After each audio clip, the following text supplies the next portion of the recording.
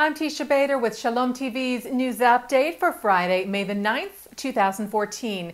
U.S. National Security Advisor Susan Rice reiterated the U.S.'s support and commitment to Israel's security today.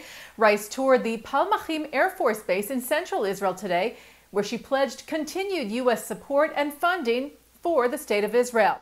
There can be no doubt whatsoever America's commitment to Israel's security is unwavering and ironclad. Saying that joint research, training, and investment, like the recently signed deal with the U.S. regarding American investment in Israel's Iron Dome defense system, would continue, and that more batteries would be funded in order to protect the lives of Israeli citizens. We remain deeply committed to Israel's qualitative military edge, and this impressive facility and all the work being done here is a wonderful example of that enduring partnership. The American people care deeply about the people of Israel. We admire your commitment to advancing the values of a free and open society while facing the uncertainties of living in a very challenging neighborhood. After meeting with Israeli leaders earlier this week, yesterday Rice met with Palestinian Authority President Mahmoud Abbas in Ramallah. According to the White House, Rice told Abbas that any Palestinian government, whether it includes Hamas or not, would have to abide by certain principles. The statement said Rice reiterated U.S. policy that any Palestinian government must unambiguously and explicitly commit to nonviolence, recognition of the State of Israel, and acceptance of previous agreements and obligations between the parties. Talks with the Palestinians were halted after Fatah announced it signed a unity deal with the terror group Hamas. Israel has said it would renew talks if Abbas rejects that deal, but it would not partake in any talks with the Palestinians if the government is backed by the terror group. Rice is in the region leading the U.S. delegation of the U.S.-Israel consultative talks. Meanwhile, U.S. Peace Envoy Martin Indyk spoke about his sense of what happened during the course of the last 9 months in negotiations between Israel and the Palestinians and what led to the current situation being referred to as a pause in talks.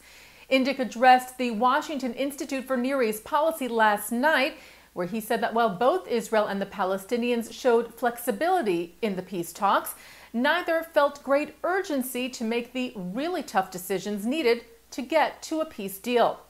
Indyk said it is easier for the Palestinians to sign conventions and appeal to international bodies in their supposed pursuit of justice and their rights, a process which by definition requires no compromise. It is easier for Israeli politicians to avoid tension in the governing coalition and for the Israeli people to maintain the current comfortable status quo. Adding that if we, the United States, are the only party that has a sense of urgency, these negotiations will not succeed. Indyk said both sides had taken steps that were counterproductive to peace negotiations, noting settlement activity on the part of Israel and the Palestinians turning to 15 international bodies, just as the U.S. was trying to secure the release of the fourth round of Palestinian security prisoners. Indyk went on to say, and the final step that led to the suspension of the negotiations at the end of April was the announcement of a Fatah-Hamas reconciliation agreement, while we were working intensively on an effort to extend the negotiations.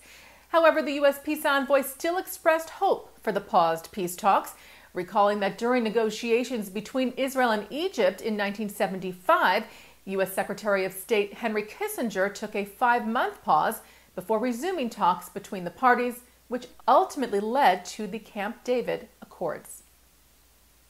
The 2 Palestinian brothers accused of killing an IDF soldier last year were convicted on Wednesday of murder. Nidal Ammar and his brother Abd al-Salam were convicted of murdering 20-year-old IDF Sergeant Tomer Khazan in the West Bank last September. As you may recall, Ammar, who had worked with Khazan, lured the soldier to the West Bank, hoping he could use an offer to return Khazan's body to secure the release of another brother of his, Noor al-Din Ammar, a terrorist serving in an Israeli jail for being part of a suicide bombing attack cell. The conviction of Amal and Salam by the Samaria Military Court was announced by the IDF yesterday. Another Christian site was the target of an apparent price tag attack. The Romanian Orthodox Church in Jerusalem's Old City was defaced last night with anti-Christian graffiti. Israel police are investigating the incident. And just yesterday, we reported on another act of vandalism at the office of the Assembly of Bishops at the Notre Dame Center in East Jerusalem. Both incidents are seen as part of a recent wave of so-called price tag attacks, which refer to acts of vandalism by Jewish right-wing extremists protesting Israel's policies in the settlements and randomly targeting Arabs as well as the IDF and Muslim and Christian places of worship. As we mentioned yesterday, the Roman Catholic Church expressed its concern over the attacks, considering the visit of Pope Francis to the region in just a few weeks. Israeli authorities have said they are stepping up security and intelligence operations to try and prevent further incidents, particularly during the papal visit. The United Nations Human Rights Council has appointed Indonesian diplomat Makarim Wibisono to replace outgoing Special Rapporteur Richard Falk. Falk, who happens to be Jewish, is known for his anti-Israel and highly controversial views. His leaving the post was welcomed by the United States. U.S. Ambassador to the UN Samantha Power last month cited, quote, Falk's relentless anti-Israel bias, his noxious and outrageous perpetuation of 9/11 conspiracy theories, and said his departure was long overdue. Wibisono took on the 6-year term, replacing Falk as Special Rapporteur on the Palestinian territories yesterday. Last month, Executive Director of UN Watch, Hillel Neuer, predicted the Wibisono appointment. He called the Indonesian diplomat problematic, as he had accused Israel in the past of being a brutal aggressor and had minimized Israel's victims of rocket attacks. B'nai B'rith International said they were pleased to see Falk go, but they were also concerned not only with Wibisono taking over, but at the very existence of the position that he fills. The organization's president, Alan Jacobs, said during Falk's 6 years at the Human Rights Council, it seemed that his only job was to fuel the flames of the Council's one-sided and willfully ignorant actions against Israel. Jacobs said the position he occupied is inherently discriminatory, and with the appointment of Wibisono, based on his previous comments, it doesn't look like the situation will improve significantly. The UNHRC has 37 rapporteurs with 15 for specific countries, but Israel is the only country that has a permanently assigned rapporteur who focuses solely on Israeli actions with regard to the Palestinians. B'nai B'rith said they would keep fighting against the UNHRC's seemingly never-ending obsession with Israel. Israel's upcoming presidential race has another contender, Israeli-American green energy pioneer Yosef Abramowitz. He wrote an op-ed to the Jerusalem Post to announce his running for the position. The 50-year-old from Boston made Aliyah with his wife, Rabbi Susan Silverman, a Reform rabbi and Women of the Wall activist, and sister of American comedian Sarah Silverman, and their 5 children in 2006. He is CEO of Energia Global Capital, which is a Jerusalem-based solar developer. Abramowitz was also active in the struggle to free Soviet Jewry and was nominated for a Nobel Peace Prize 3 times for his work in the United Councils for Jews in the former Soviet Union. Current Israeli President Shimon Peres's term ends this coming July. And turning now to our Shalom TV programming for tonight, Friday, May the 9th. Live Shabbat services are coming up at 6 o'clock from New York City's Central Synagogue.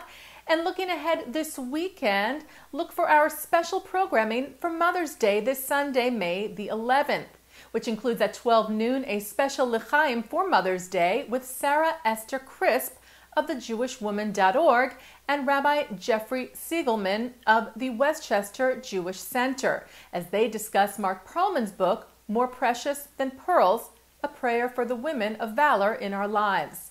Later Sunday night at 7 o'clock, Jewish comedian Judy Gold talks about her life, her mother, and her career from the 92nd Street Y. And at 8 o'clock, women of Reform Judaism are honored at last year's URJ Biennial.